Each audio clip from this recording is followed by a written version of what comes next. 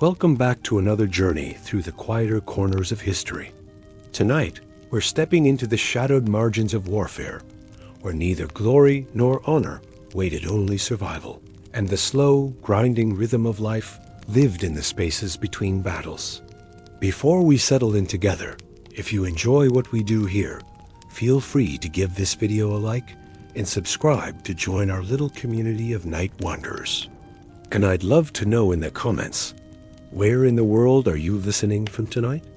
There's something wonderfully comforting about knowing we're all drifting through history together, scattered across time zones, but united in this quiet hour. Now, dim the lights, pull your blanket a little closer, and let's walk together into a world where love and survival intertwined in the most unlikely places. Tonight, we follow the camp followers, those forgotten souls who trailed behind armies not for conquest or country, but for the simple, desperate hope of another day. They were the washerwomen and seamstresses, the unofficial wives and abandoned lovers, the merchants of comfort and keepers of small mercies. History barely remembers their names, yet without them, the great campaigns that fill our textbooks would have crumbled into chaos. These were people who lived in the spaces between neither soldier nor civilian, neither fully part of the army nor entirely separate from it. They existed in a liminal world where the rules of peacetime had dissolved, but the brutalities of war hadn't yet fully claimed them. Theirs was a different kind of courage, not the flash of bravery in battle, but the quiet endurance of those who chose to follow love, necessity, or simple human connection into the heart of mankind's darkest enterprise. Verse 1. The Washerwoman's Dawn. Daily life in the revolutionary camp. The first light of dawn creeps across the muddy encampment outside Valmy, and Marie Catherine Dubois is already awake. She has been for hours. Really, sleep comes in fragments when you're this close to the edge of everything. The September morning carries the scent of wet canvas and wood smoke, mixed with something else she's learned not to name. Around her, the camp stirs with the soft sounds of survival, the gentle slosh of water in buckets, the whispered prayers of women tending to small fires, the distant snores of soldiers who found brief peace in exhaustion. Marie Catherine is 26, though the mirror of a puddle would show her older. Her hands, red and permanently wrinkled from the washing, move with practiced efficiency as she sorts through the pile of uniforms that constitute her livelihood. Each piece tells a story she's learned to read. The tear in a sleeve speaks of a skirmish 3 days past. The brown stains on a collar whisper of a boy who vomited from fear before his first battle. The careful mending along a seam reveals another woman's attempt to hold together what war constantly tears apart. She is what they call a blanchissima washerwoman, but the word barely contains the reality of her existence. She is also seamstress, nurse, confidante, and keeper of the small rituals that remind men they are still human. Most importantly, she is the unofficial wife of Jean-Baptiste Moreau, a corporal in the 4th Battalion, who shares her tent and her life in the peculiar way that war makes possible. The tent itself is a marvel of adaptation. Barely large enough for 2 people to lie down, it has been transformed into a complete household through Marie Catherine's ingenuity. Canvas pockets sewn into the walls hold her few possessions: a wooden comb missing 3 teeth, a pewter cup that doubles as a mirror, a packet of herbs for brewing tisanes that settle nervous stomachs, a small wooden chest, purchased from a camp merchant for more than she could afford, holds her most precious possessions: 2 letters from her mother, a dried flower from her wedding bouquet, not to Jean-Baptiste, but to her first husband, dead these 4 years, and a small silver thimble that belonged to her grandmother. The morning routine begins before the camp truly wakes. Marie Catherine slips from the tent in her bare feet, careful not to wake Jean-Baptiste, whose sleep is precious and often troubled. She makes her way to the stream that runs behind the camp, joining the silent procession of other women who have made the same journey every morning for months. The water is cold enough to make her gasp, but she's grateful for it. Cold water cleans better, And clean clothes mean satisfied customers, and satisfied customers mean another day of survival. The other women at the stream are her true family now. There's Marguerite, who follows her husband the sergeant and boasts that she's never missed a campaign in 12 years. Her voice carries the authority of experience, and the younger women listen when she speaks of which officers pay promptly and which ones require encouragement. There's young Sylvie, barely 18, who attached herself to the battalion after her village was burned and has been trying to convince a shy private to make their arrangement official. And there's Madame Beaumont, who never speaks of why she follows the army, but whose educated accent and soft hands suggest a story more complicated than most. They wash in companionable silence, the sound of fabric against rock, creating a rhythm that's both soothing and hypnotic. The work is hard. Uniforms are heavy when wet, and the lye soap they use is harsh enough to crack skin.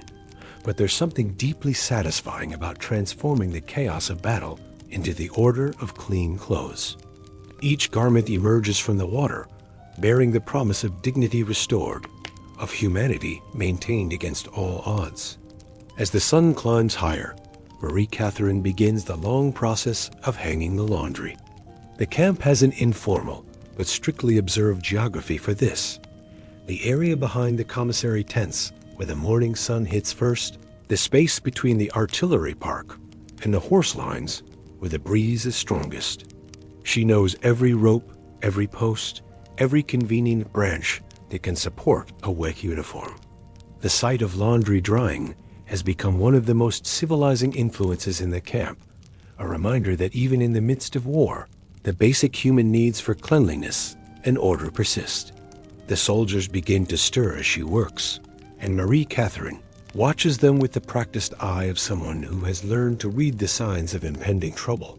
A hushed conversation between officers means new orders, probably movement. A group of men checking their weapons with unusual care suggests they expect action soon.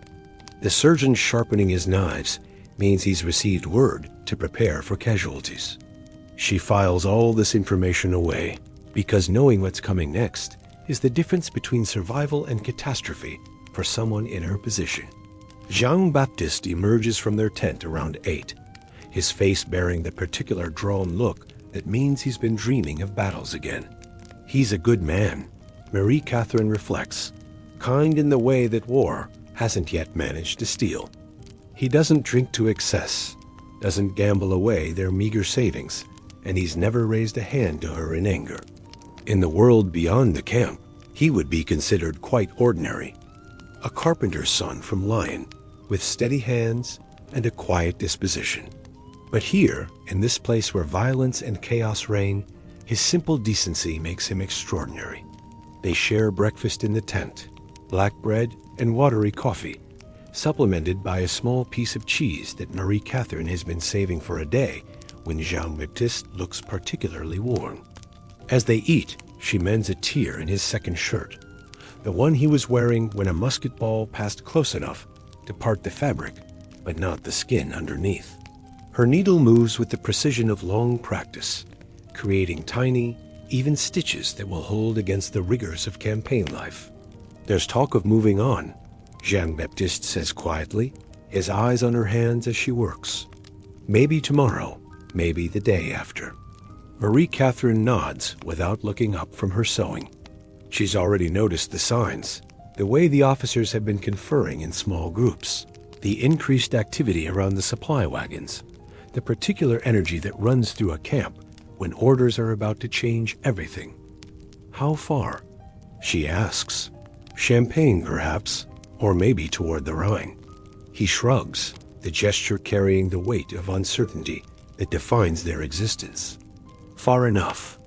Far enough means you have to pack everything they own into 2 canvas bags and a small cart that Jean-Baptiste built from salvaged wood and wheels bargained from a camp merchant. Far enough means walking for days, following the dusty track worn by thousands of feet and hooves, sleeping in whatever shelter they can find or construct. Far enough means starting over again in a new place, learning new rhythms, finding new sources of water and fuel. and 100 small things that make life possible. But it also means survival. Armies that stay in one place too long become vulnerable to disease, to supply problems, to the enemy forces that gather like storm clouds on the horizon. Movement, for all its hardships, represents life. Stagnation means death, and Marie Catherine has seen enough of death to prefer the hardships of the road. The morning passes in the familiar rhythm of work. Marie Catherine takes in sewing from officers' wives, the few who have followed their husbands to this remote posting. Their requests are simple, but require skilled hands. Letting out a waist here, taking in a shoulder there, repairing the delicate lace on a collar that speaks of a life left behind. She charges what she can, always careful to price her work just below what they might be willing to pay. Too expensive, and they'll find someone else. Too cheap, and they'll suspect the work is inferior. The officers' wives occupy a strange position in the camp hierarchy. They have status, certainly, but they're also prisoners of that status. They can't engage in the rough camaraderie of the common soldiers' women, but they lack the resources to create a truly separate existence. Marie Catherine watches them sometimes. These women who try to maintain the forms of genteel life in a place where gentility is not just impossible, but dangerous. They hold tea parties in canvas drawing rooms, dress for dinner that consists of army rations, and pretend that the sounds of musket practice are merely distant thunder. She feels a complicated mixture of pity and admiration for them. They're trying to preserve something beautiful in a place that destroys beauty, and there's something heroic about that effort. But they're also willfully blind to the realities that surround them, and that blindness makes them vulnerable in ways they don't understand. Madame Beaumont is different. She works alongside the other women at the stream, accepts her share of the hardships without complaint, and has earned a quiet respect that transcends the usual boundaries of class. There's pain in her past. Marie Catherine can see it in the way she holds herself, the careful distance she maintains, even in moments of camaraderie. But there's also strength and a wisdom that comes from having lost everything and discovered that survival is still possible. As the day progresses, the camp settles into the rhythm that has become as familiar as breathing. The soldiers drill, their movements raising dust that coats everything in a fine layer of grit. The sutlers hawk their wares tobacco, playing cards, small luxuries that make the hardships bearable. The camp followers go about their business, washing, mending, cooking, and providing the 1,000 small services that keep an army functioning. Marie Catherine finishes the day's laundry and begins the evening routine of preparing supper. Tonight it's a stew made from vegetables she's managed to scavenge, supplemented by a bit of salt pork that Jean-Baptiste acquired through means she's learned not to question. The pot simmers over their small fire, filling the tent with the warm, savory smell of home, or at least what passes for home in this place. As darkness falls, the camp transforms.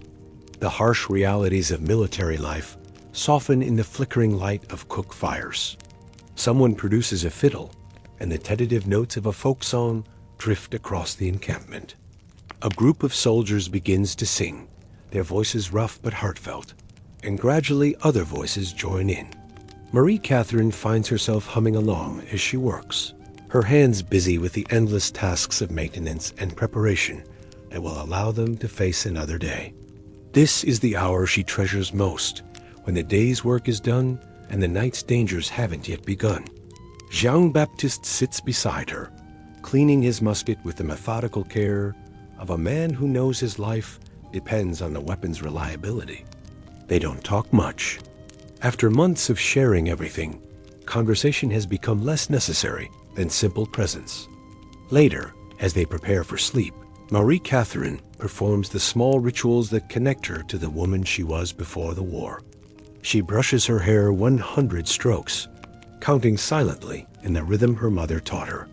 She says a prayer for the dead, not just the soldiers who've fallen, but the women who've disappeared along the way, claimed by disease or childbirth, or simply the grinding exhaustion of a life lived on the edge of catastrophe. She lies down beside Jean Baptiste, listening to the sounds of the camp settling into night. Somewhere, a woman is crying softly grief that can't be contained by daylight. Someone else is laughing, a sound bright and brittle in the darkness.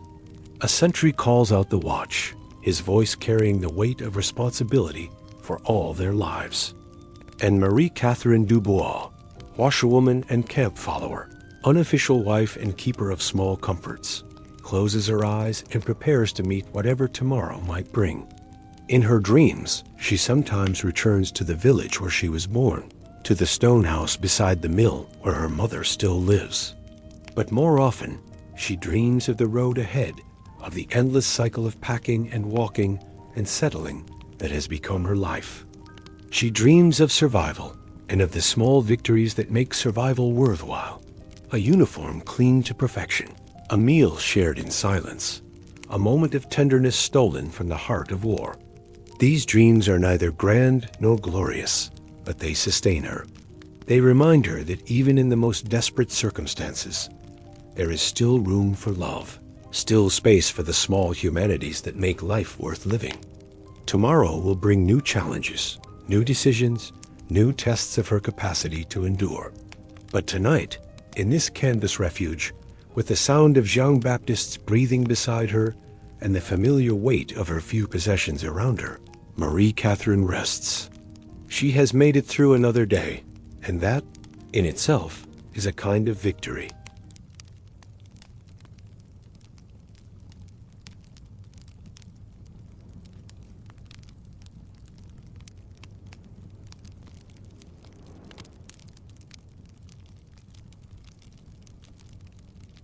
Verse 2. The Emperor's Shadow. Maria van de Ginst's story.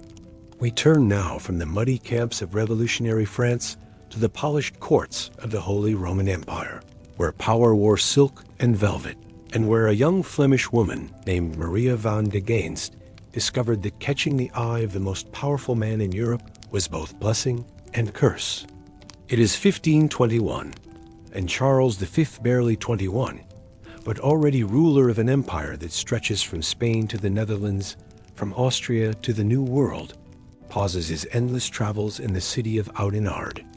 The emperor's court is a vast, restless organism that moves across Europe like a magnificent plague, consuming resources and leaving behind a trail of debts, marriages, and political alliances. But also, sometimes, it leaves behind individuals whose lives become footnotes in the great chronicle of imperial ambition. Maria van de Ginst is the daughter of a tapestry maker, a skilled artisan whose work adorns the walls of wealthy merchants and minor nobility. She is 19, with the particular beauty of the Low Country's fair skin that seems to glow in candlelight, dark hair that catches auburn highlights in the sun, and eyes that hold depths of intelligence and warmth. But more than beauty, she possesses something rarer in the rigid hierarchy of the 16th century, a quality of naturalness, of genuine humanity that cuts through the elaborate artifice of court life. The emperor notices her at a feast given by the local nobility. Maria is not a guest. Of course, she is there to assist her father, helping to arrange the tapestries that will provide a backdrop for the evening's entertainment. But as she moves through the great hall, adjusting a fold here, ensuring a hanging falls properly there, she catches the eye of the most powerful man in Christendom. What follows is a story as old as power itself, yet made poignant by the particular circumstances of place and time. Charles V, despite his vast responsibilities and the weight of empire on his young shoulders, is still, in many ways, a boy. He has been raised for duty, schooled in statecraft and warfare, but the simple human experiences of love and companionship have been largely absent from his life.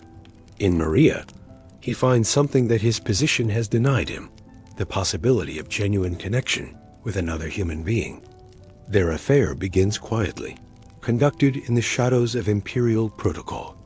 Maria is established in a small house on the outskirts of the city, a discreet distance from the court, but close enough for clandestine visits. The emperor comes to her in the evening hours, When the day's audiences and council meetings have ended, and before the night's formal entertainments begin, he arrives without the usual pomp of his position, just a few trusted guards, a simple cloak over his elaborate court dress, and the particular tension of a man stealing time from a life that belongs entirely to others. The house Charles provides for Maria is modest but comfortable, furnished with the kind of quiet luxury that speaks of genuine affection rather than mere obligation. There are books unusual for a woman of her station, but Charles has discovered that Maria reads Latin and enjoys the philosophical works that occupy much of his own spare time. There are musical instruments, for she has a sweet voice and plays the lute with skilled fingers. Most importantly, there is privacy, a quality so rare in the emperor's existence that it becomes for him the greatest gift imaginable. In this small sanctuary, away from the elaborate ceremony of court life, Charles V allows himself to be simply Charles. He tells Maria of his dreams and fears, of the weight of responsibility that keeps him awake at night, of the loneliness that comes from being the most powerful man in a world where everyone wants something from him. She listens without judgment, offering the simple comfort of human understanding to a man who has been taught that vulnerability is weakness. Maria, for her part, navigates this impossible situation with remarkable grace. She understands, with the intuitive wisdom of someone who has lived close to power without being corrupted by it, that her position is both privileged and precarious. She never demands more than Charles can give, never pushes for promises he cannot keep, never allows herself to forget that she is a temporary refuge in a life dedicated to permanent obligations.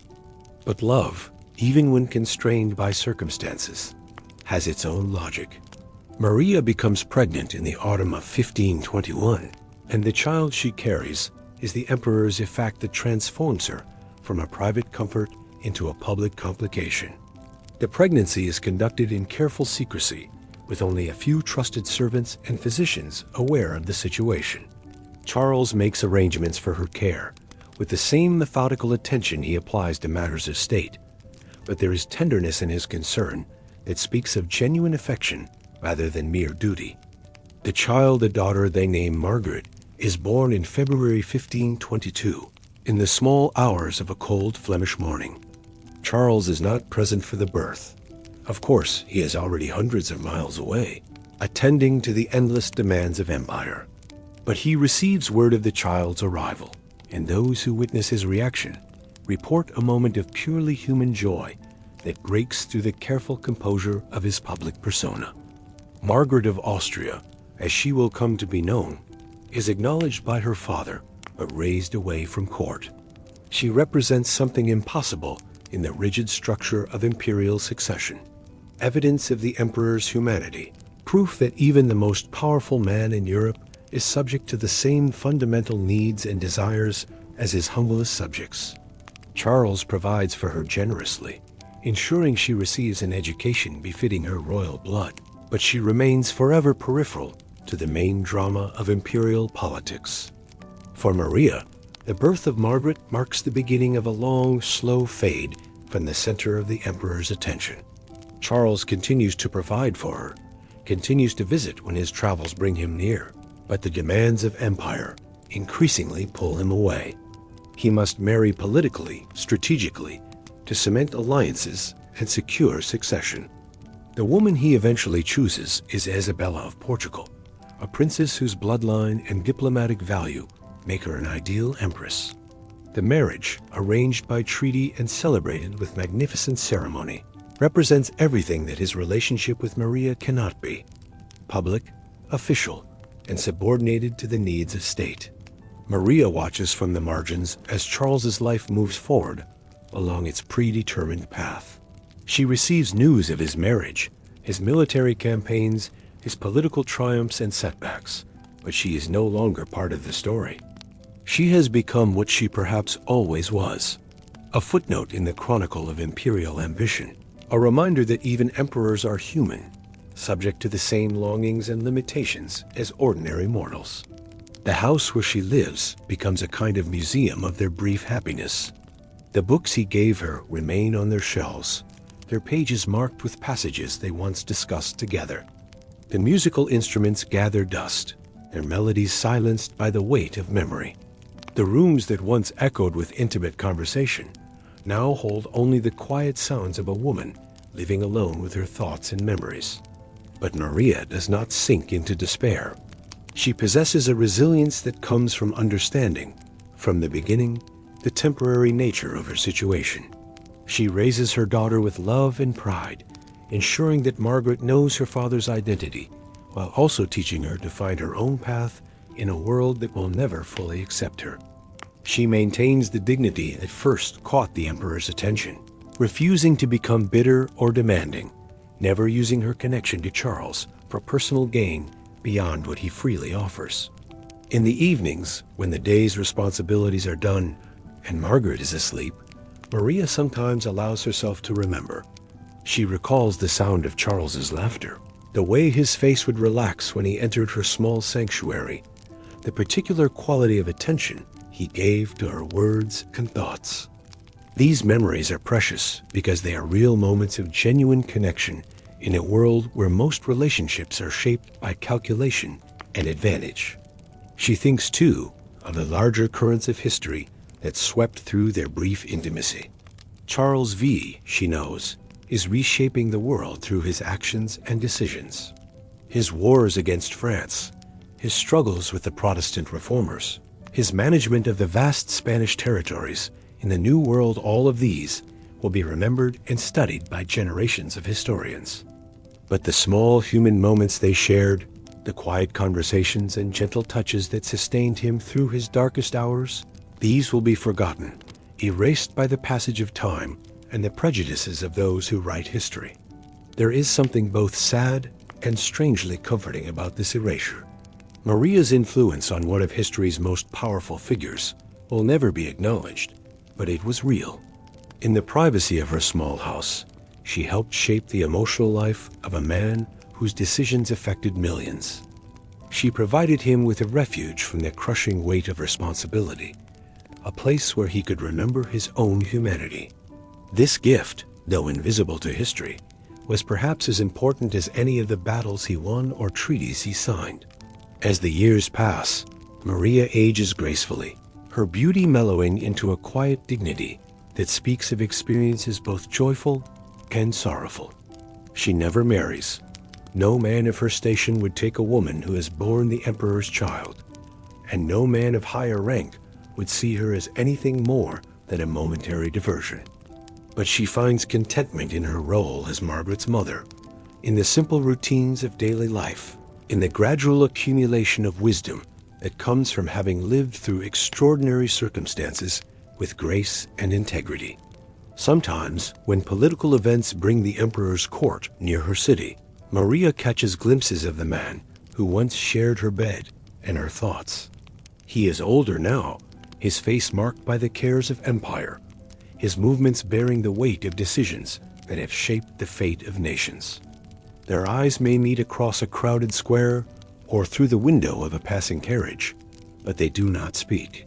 The distance between them now is measured not in miles, but in the accumulated weight of their separate lives, the choices made and paths taken that have carried them into different worlds. But in those brief moments of recognition, Maria sees something that others miss: the flicker of memory, the ghost of the young man who once found peace in her arms. And she knows that whatever else Charles V may become emperor, conqueror, defender of the faith, he will always carry within him the memory of their time together, the knowledge that he was once simply loved for who he was, rather than what he represented. This knowledge sustains her through the lonely years that follow, through the gradual fading of her connection to the great events of her time. She becomes, in her own quiet way, a keeper of memory, a guardian of the human truth that lies beneath the elaborate facade of imperial power. Her story, though unrecorded in the official chronicles, speaks to something essential about the nature of love and power, about the ways in which the most private emotions can shape the most public lives. And so Maria van de Geenst, the tapestry maker's daughter, who briefly held the heart of an emperor, fades into the gentle obscurity of history. But she leaves behind something more lasting than fame or recognition: the quiet dignity of a woman who understood her place in the world, who accepted both the gifts and limitations of her situation, and who found meaning in the simple act of loving another human being without reservation or expectation. Her daughter Margaret will grow up to become a significant figure in her own right, serving as a governor and diplomat, carrying forward the intelligence and grace that marked her mother's character. But that is another story for another time. Tonight, we leave Maria in her small house, in the hours after Charles's final visit, as she sits by the window and watches the imperial court prepare to move on to its next destination. She does not weep, though her heart is heavy with the weight of endings. Instead, she simply sits and remembers, holding in her mind the precious moments when love, however briefly, conquered the harsh realities of power and position. Verse 3. The Floating World's Regulations. Love and Law in Meiji, Japan. Our journey now carries us across centuries and continents to the carefully ordered world of Meiji, Japan, where the ancient practice of sanctioned pleasure was being transformed by the winds of modernization. Here, in the licensed quarters of Tokyo and Osaka, we find another kind of camp follower women who serve not armies in the field, but the complex needs of a society caught between tradition and change. The year is 1882, and the Yoshiwara district of Tokyo hums with the particular energy of a world that exists by night. Behind high walls and guarded gates, the floating world continues its ancient dance, but now under the watchful eye of a government determined to bring order to every aspect of Japanese life. The Meiji authorities, in their zeal to modernize and westernize, have turned their bureaucratic attention to the regulation of pleasure itself, creating a system of rules and procedures that would have impressed even the most detail-oriented Prussian administrator. In a small room above a tea house on the district's main thoroughfare, a woman named Okiku sits before a low writing desk, carefully copying regulations into a ledger. She is 24, with the particular grace that comes from years of training in the traditional arts, but her fingers are stained with ink, and her eyes show the strain of close work by lamplight. Okiku serves as a kind of unofficial secretary to the district's management, helping to navigate the bewildering array of new rules that govern every aspect of life in the licensed quarters. The regulations she copies are both fascinating and absurd in their specificity. There are rules governing the hours of operation. The district must close at dawn and remain shuttered until evening, creating a strange temporal inversion where night becomes day and day becomes night. There are dress codes that specify not just what the women may wear, but how they must wear it, the angle of a hair ornament, the length of a sleeve, the proper way to apply face powder. There are health regulations that require monthly medical examinations, detailed record keeping, and the immediate quarantine of anyone showing signs of illness. Most intricate of all are the rules governing the complex relationships between the women, their customers, and the house management. Every transaction must be recorded, every payment documented, every service provided carefully categorized according to a system that reduces human intimacy to a series of administrative categories. The authorities have taken something that once operated according to unwritten codes of behavior and emotion and transformed it into a bureaucratic exercise that would be comical if it weren't so profoundly dehumanizing. Yet within this system of regulation and control, real human lives continue to unfold. Okiku herself represents one of the many ways that women found to navigate the constraints of their situation. Born in a farming village during the upheavals of the early Meiji period, she came to the Yoshiwara not through the traditional channels of debt bondage or family obligation, but as a refugee from the rapid changes transforming rural Japan. Her village had been affected by the new land reforms.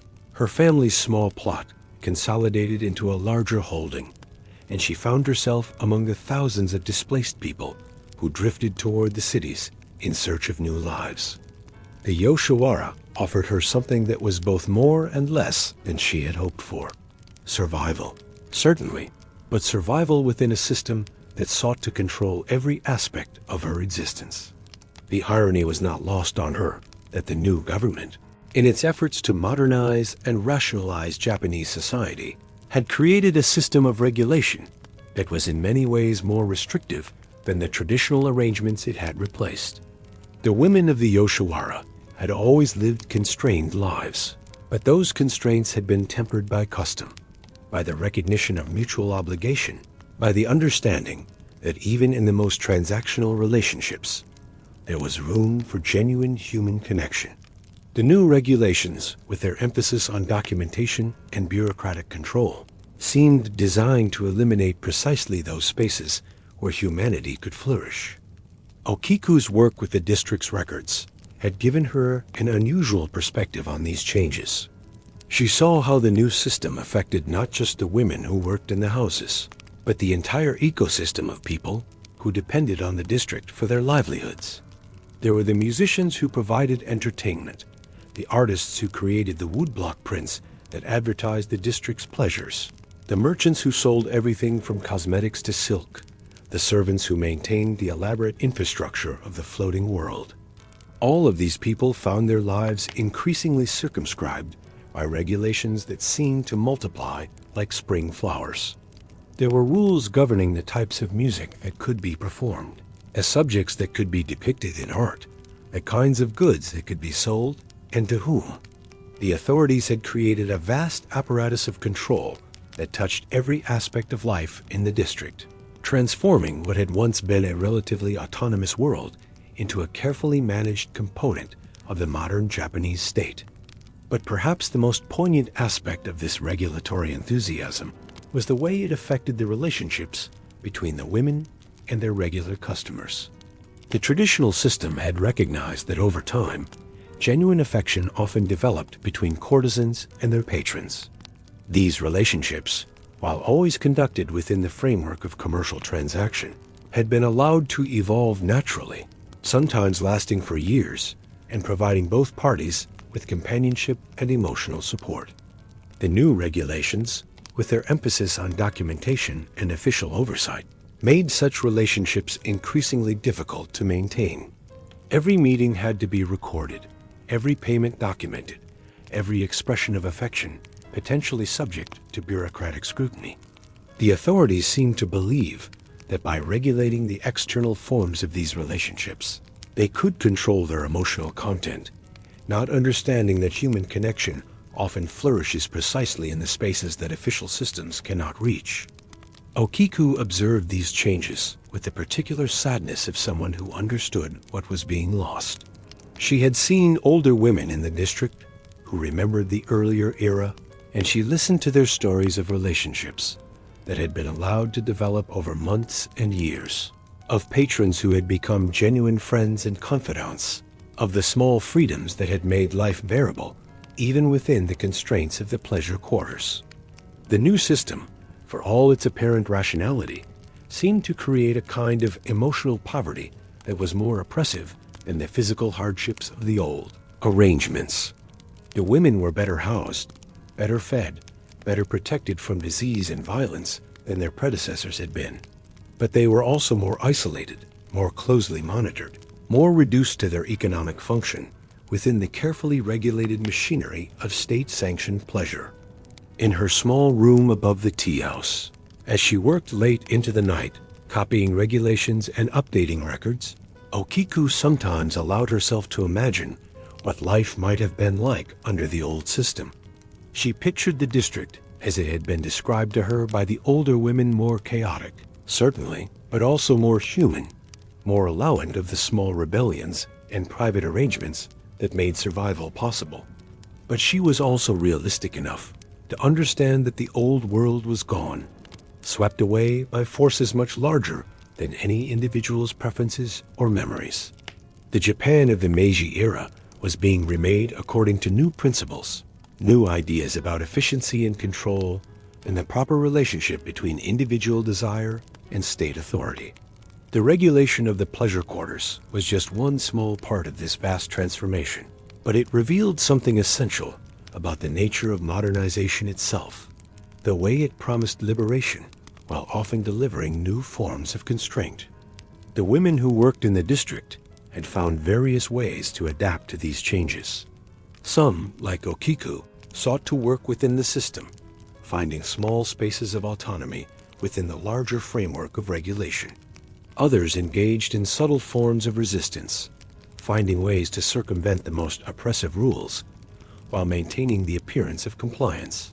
Still others simply endured, focusing on survival and hoping that the worst aspects of the new system would eventually moderate. But all of them, in their different ways, were engaged in the eternal struggle of people caught between old and new worlds, trying to preserve what was valuable from the past while adapting to the demands of the present. Their stories, largely unrecorded in the official histories of the Meiji period, speak to the human cost of social transformation, to the ways that grand historical changes play out in the most intimate details of individual lives. As the night deepened and the district settled into its daily rhythm of carefully regulated pleasure, Okiku continued her work, her brush moving across the paper with practiced precision.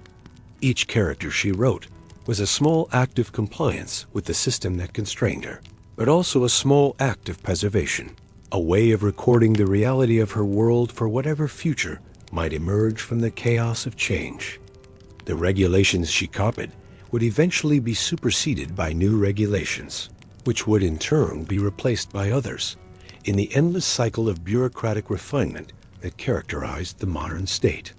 But the human experiences those regulations sought to control the need for connection, for affection, for the small comforts that make life bearable, these would continue, finding new forms of expression, even within the most restrictive systems.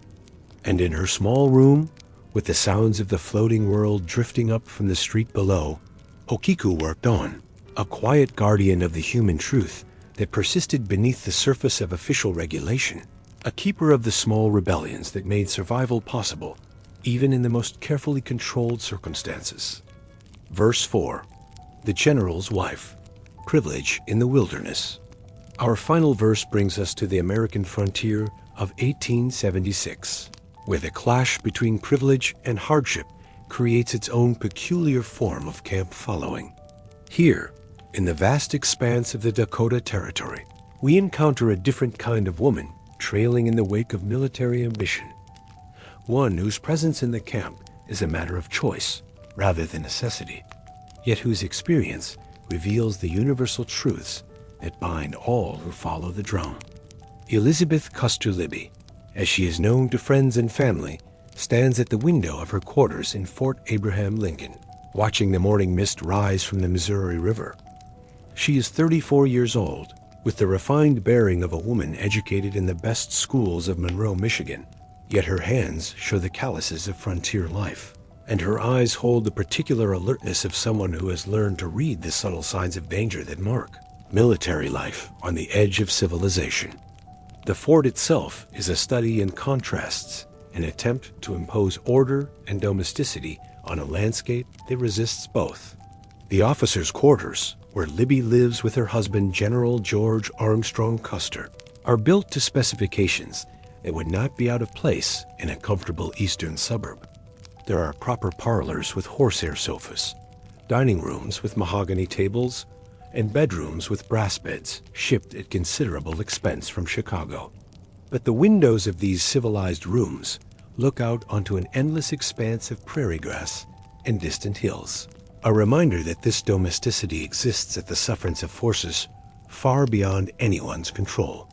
Libby has followed her husband through 12 years of military postings, from the blood-soaked battlefields of the Civil War to the remote outposts of the Indian Wars.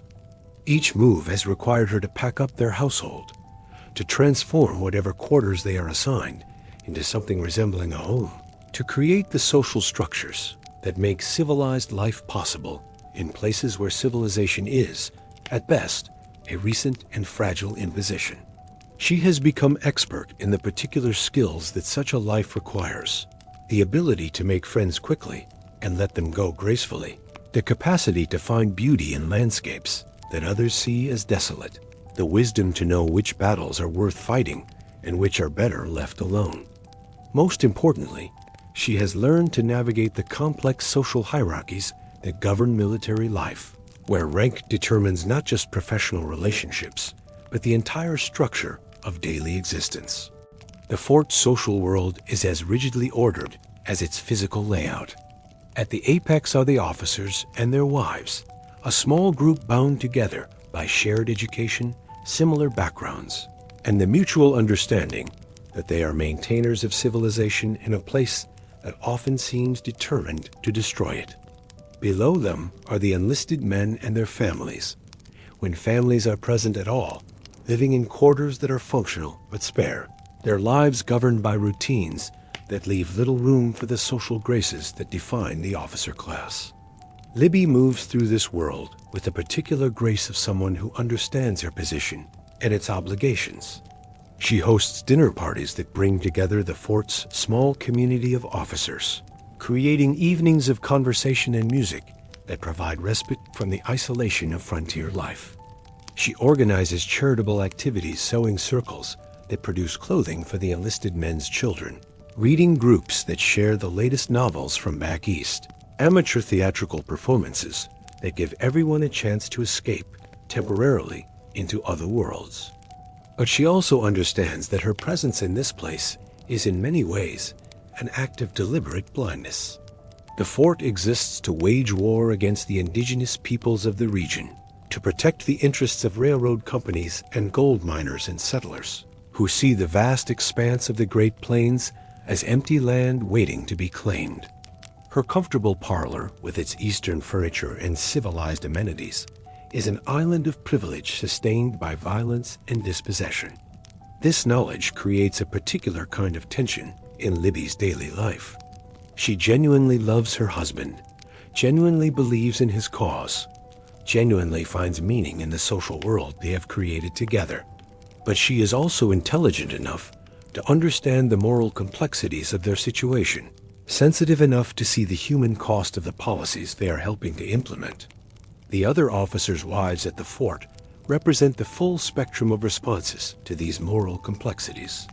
There is Margaret Calhoun, Libby's sister-in-law, who has embraced frontier life with an enthusiasm that sometimes borders on the reckless. She rides out with hunting parties, learns to shoot with deadly accuracy, and seems to find genuine joy in the physical challenges of their existence. There is Frances Rowe, the wife of a young lieutenant, who maintains a detailed correspondence with friends back east, recording her observations of frontier life with the eye of an anthropologist studying an exotic culture.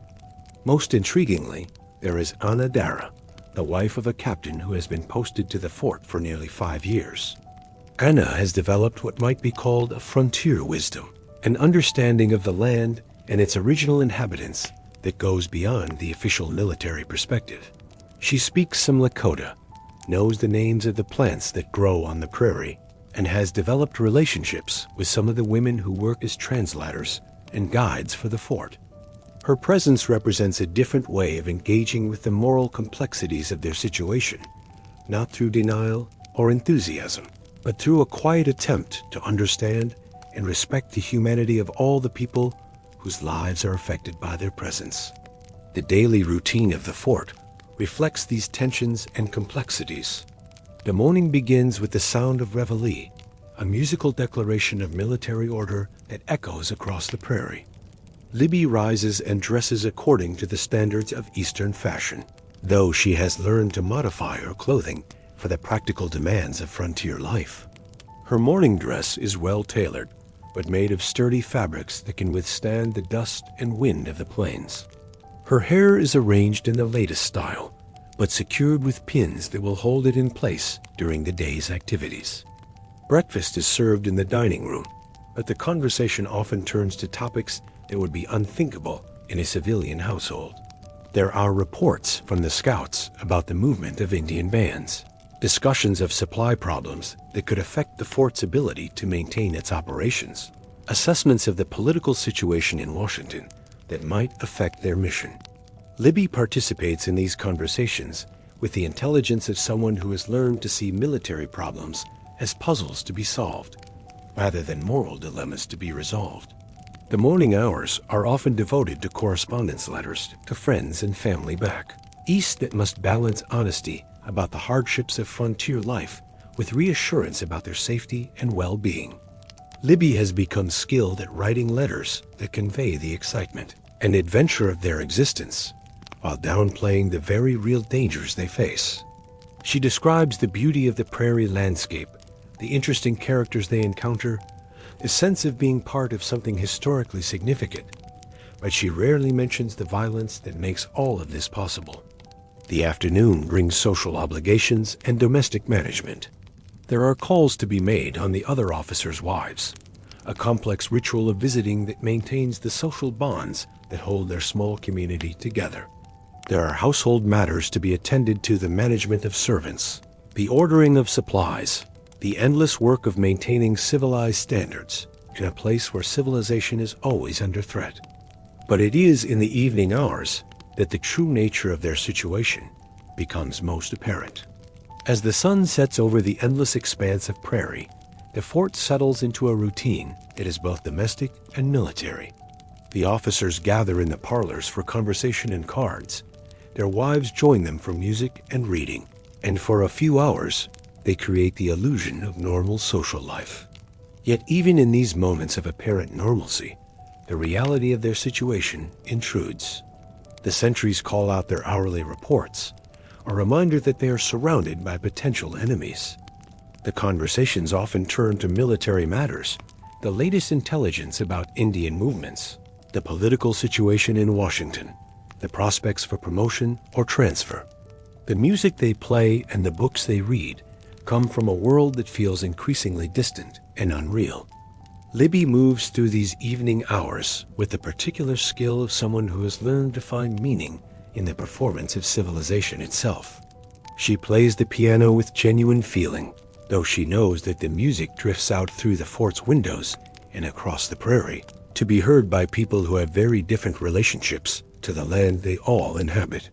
She participates in conversations about literature and philosophy, though she is aware that these intellectual pursuits exist in a strange tension with the practical realities of their daily existence. As the evening deepens and the social gathering breaks up, Libby prepares for bed with the same careful attention to routine that has sustained her through 12 years of military life. She brushes her hair, performs her evening ablutions, and prepares for sleep in a bedroom that could be in any comfortable home in America, if not for the sound of the prairie wind and the distant calls of the night watch. But sleep, when it comes, is often troubled. Libby dreams of the battles her husband has fought, of the people who have died to secure their position in this place, of the moral complexities that no amount of civilized behavior can fully resolve. She dreams, too, of the friends she has left behind in other postings, of the social world of the East that sometimes seems like a half-remembered fantasy, of the future that awaits them when this particular campaign is over. In her dreams, she sometimes sees herself as others might see her, a woman of privilege who has chosen to follow her husband into a war that will determine the fate of an entire way of life. She sees the moral blindness that her position requires, the way that her comfortable existence depends on the dispossession of others, the contradiction between her civilized values and the violent reality of frontier life. But she also sees the courage that her choice represents, the decision to share her husband's fate, to create islands of civilization in places where civilization is contested, to maintain the social bonds that make human life bearable, even in the most difficult circumstances.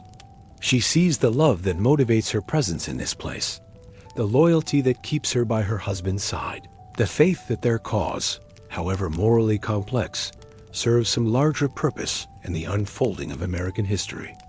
And as she sleeps, surrounded by the sounds of the prairie night and the quiet movements of the fort's guards, Libby Custer remains what she has always been, a woman caught between worlds, maintaining the forms of civilization on the edge of a wilderness that challenges everything she believes about order, progress, and the nature of human society itself. Tomorrow will bring new challenges, new decisions, new tests of her ability to balance the demands of love and loyalty with the moral complexities of their situation.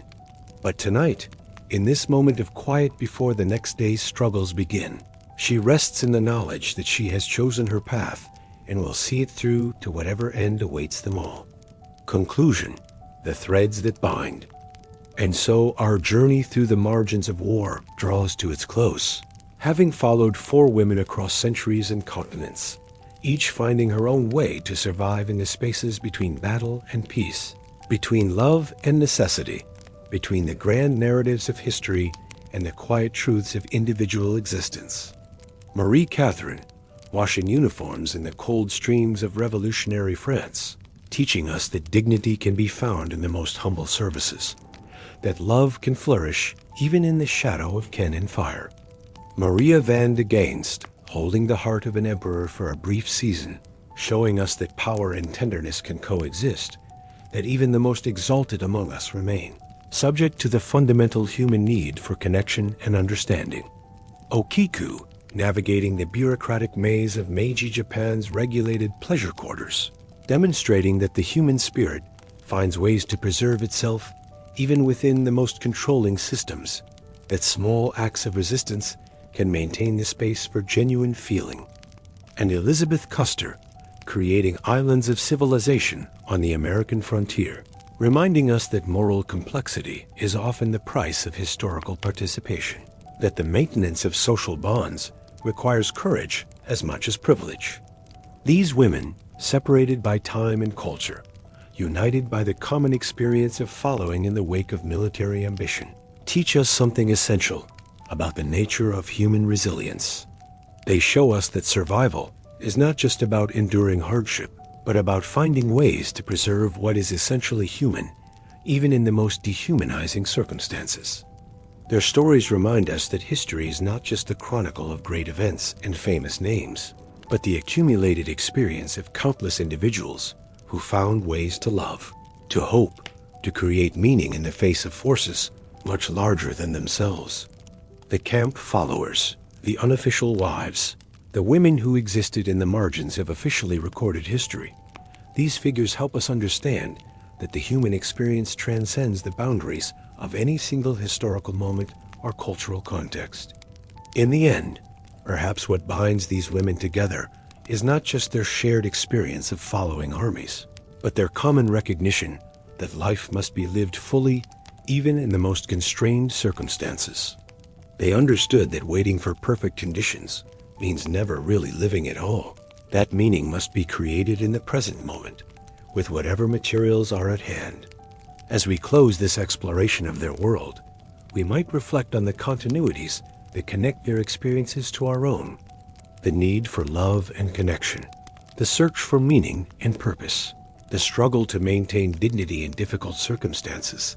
These remain constant features of human existence, regardless of the particular historical moment in which we find ourselves.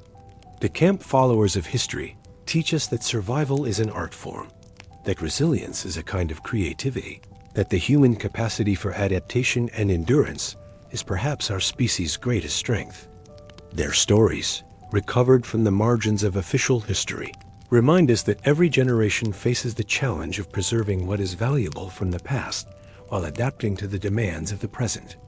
And so, as you prepare for sleep, perhaps you might carry with you the quiet courage of these women who found ways to make homes in homeless places, who created families from the fragments of war, who maintained their humanity in the face of forces that sought to reduce them to mere functions in the great machinery of conflict.